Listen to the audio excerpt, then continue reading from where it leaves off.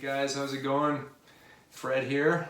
Today I'd like to talk about a few things that are super important and often overlooked. Warming up to play the trumpet.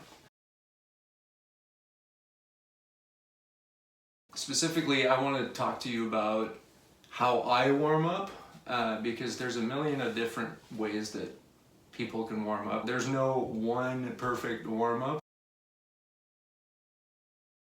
The first thing I'd like to talk to you about is long tones. That's basically what I'd start with. It comes in all shapes and sizes. It doesn't matter really what note you take, but I gravitate towards like the middle G on the staff. I feel that it's like a more natural position for me to start out with minimal amount of strain on anything, and that's what you're going for, right? You're really trying to minimize the amount of work and just wake yourself up slowly. So I'll go ahead and give you an example of that.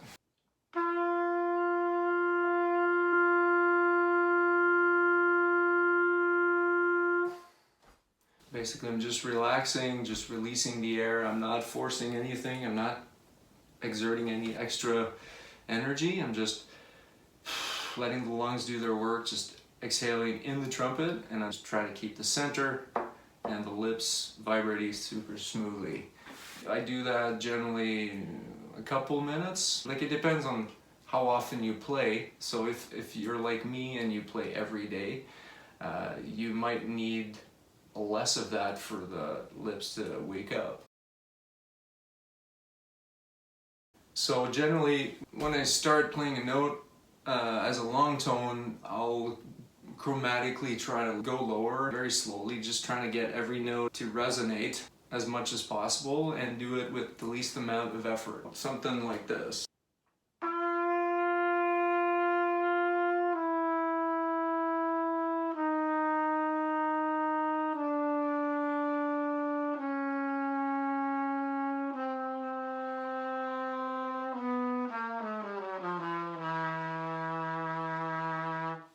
I sped it up a little bit, but just really trying to get the blood kind of going, just relaxing your lips and have them start, getting activated for the day. So I do that, and then I chromatically go up right up to the G. I go up to the G on top of the staff. I do like slowly and then fast. You can do whatever you want. I mean, as long as the principle is there. So keep everything relaxed and just make sure that everything kind of just sounds as good as you can have it sound.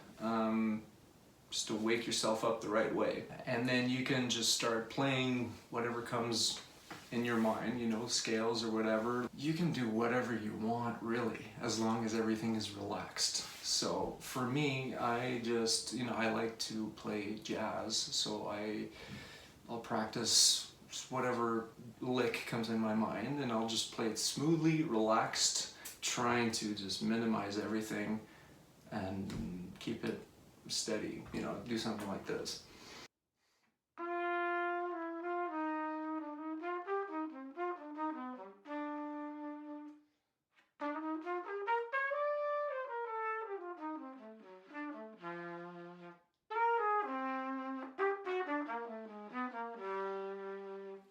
It could be whatever, Three Blind Mice, if you're into that, you could do that. The important part is that you have fun and you wake up your chops as efficiently as you can. So playing really softly, basically think a flute. If you put too much air in it, then it starts squeaking. Well, just pretend that if you play a little too loud, any louder than you would with a recorder, then your trumpet will start sounding like a very squeaky plastic toy. So you want to avoid that. So yeah, just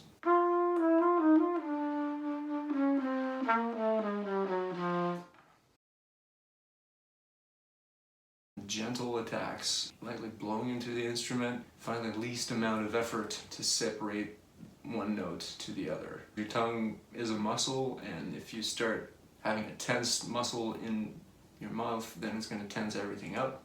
You want to avoid that, especially if you have a lot of tugging to do during the day. You know, just warm it up super softly, super relaxed. Trying to find the easiest way to do something.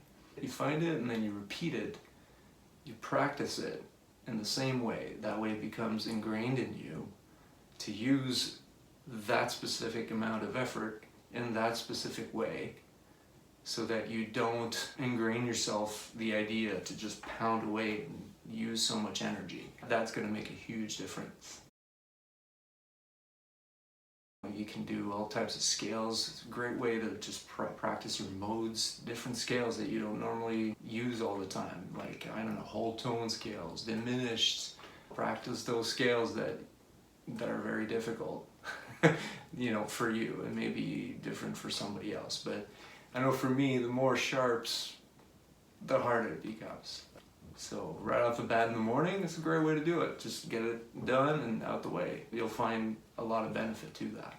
Anyways, I hope that this tutorial has benefited you, and let me know in the comments below if it did, and what you enjoyed specifically, what works for you, what you would suggest for me to talk about in a future video. Subscribe to my channel as well if you've enjoyed it. And I'll see you soon. Thanks for watching.